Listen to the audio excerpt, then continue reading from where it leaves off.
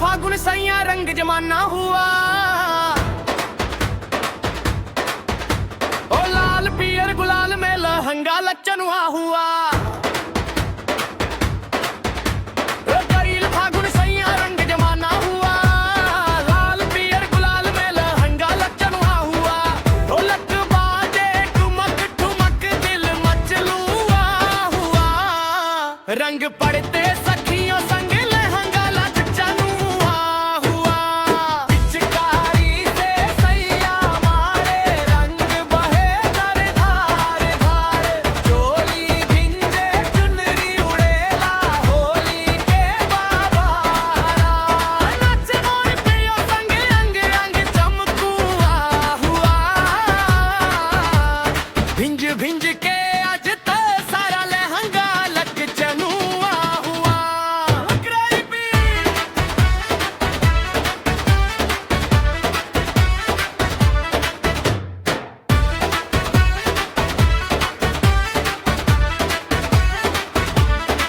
देवर जेठा रंग लगावे हंसी ठिठोली रोज। सासू बोले धीरे धीरे खेला होली होश।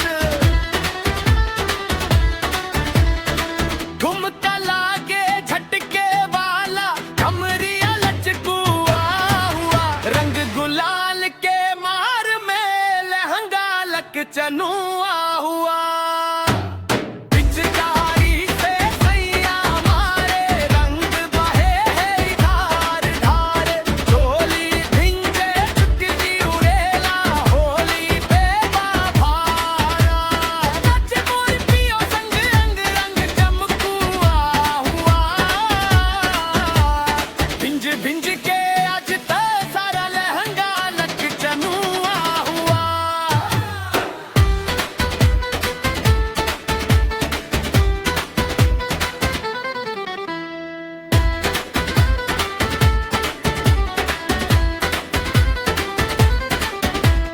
फागुन में फील बोले दिल बोले होली होली।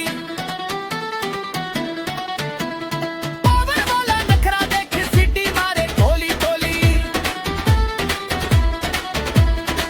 रंग बरसे रसिया बरसे प्रेम के धार वाह हुआ। आजू होली में सैया लहंगा लचनुआ